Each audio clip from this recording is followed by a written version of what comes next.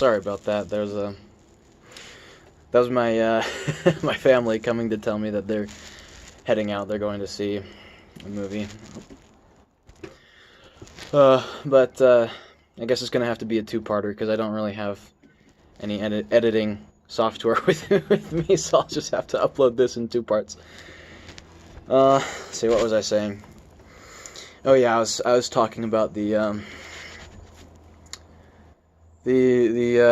worldly lifestyle, for lack of a better word.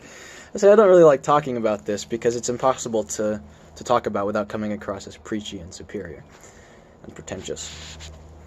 But I mean, it is jarring for someone like me who, you know, all my life I've lived here and I've never had. Well, that's not true. It's not like I've never had a desire to experiment with things like that, but I've always been more or less comfortable with conservative and traditional values.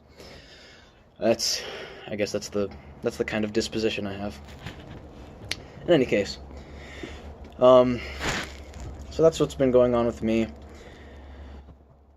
There were a few things that I wanted to talk about. Oh yeah. I stumbled across a clip from a movie. I'd heard of the movie before. It's Snowpiercer. It's a fairly popular movie. I'm sure everyone watching this is familiar with it, and I hadn't seen the entire movie, but I stumbled across a clip from it on YouTube, and it was very interesting to me. I was glad I clicked on it because it spoke volumes, and it's very telling. So the part of the movie that it was, I think it's close to the beginning. Like I said, I haven't seen the entire movie, but it's the I don't know if she's the in charge or if she's some sort of enforcer, but they bring this guy in. I guess he's broken one of their rules, and they stick his arm out of the train to freeze his arm, and she gives this speech, and it's incredibly interesting because the things she says they correspond almost exactly to a lot of the anthropological work of the traditionalist school, which I'm very interested in, and I've read a lot about. So what she essentially says is that the train, I guess, is divided into cars. The people at the front are descended from the wealthy people who purchased first-class tickets when they boarded the train.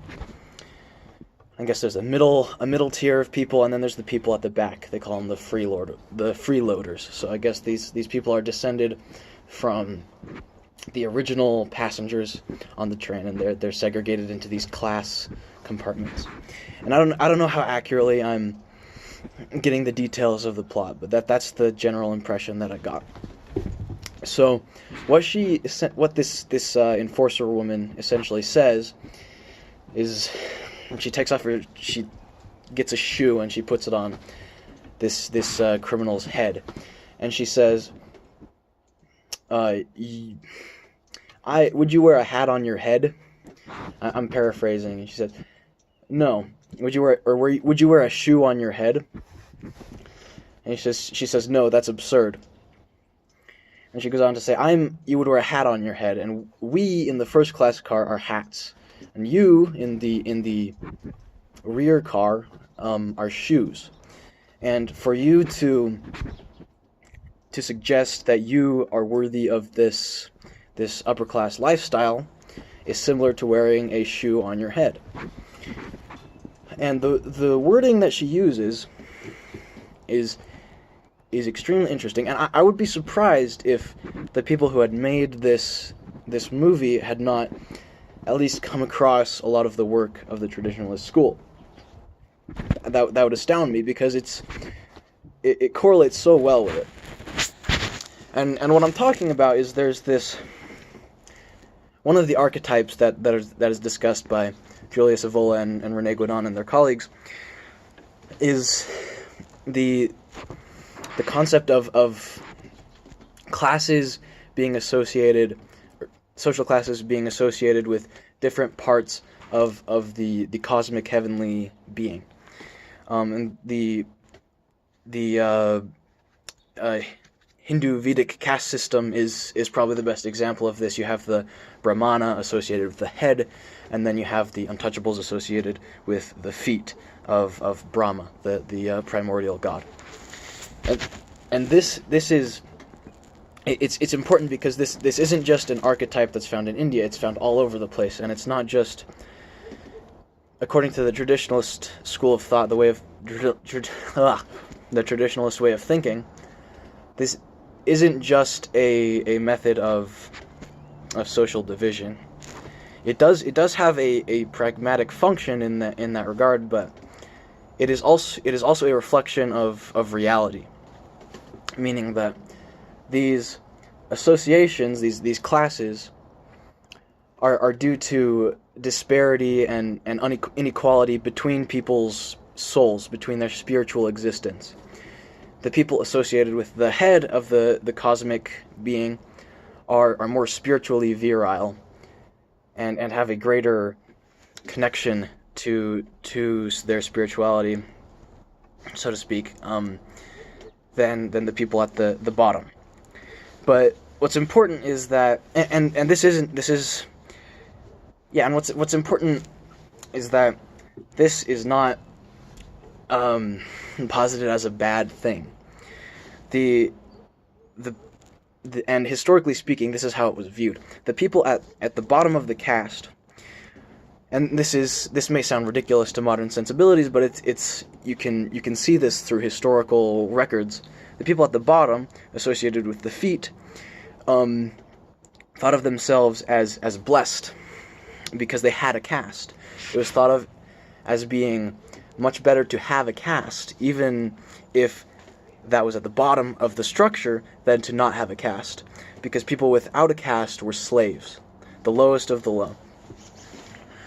And each of these castes also had an associated set of social rules to go along with it.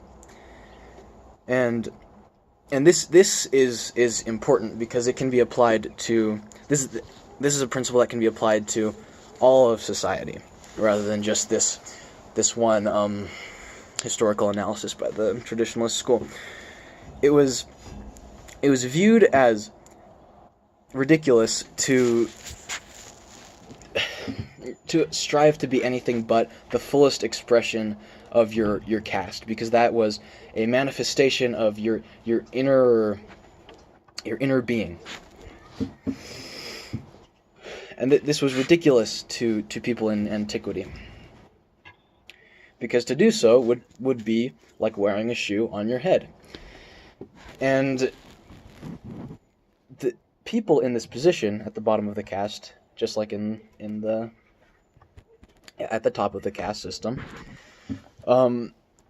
this was viewed as virtuous. The way to find your fullest virtuous perfection was by living in as direct an accordance with your prescribed caste roles as possible. And it was viewed as heretical to stray from this. And I've spoken about this in the past, but the reason this sounds so ridiculous to our modern sensibilities is because we've lost the capability to treat any institution as anything but secular. We've lost the ability to consider the transcendent significance of an institution or a practice. But to people in antiquity, this was just common sense, because they were more connected with spirituality. Well, sorry. But back to and I was going to say, this can be applied to any aspect of society that you'd like. Race, social class, gender. Each of these has a myth associated with it, meaning a epitomization of the ideal representative of that group of people. And virtue lies in striving for that.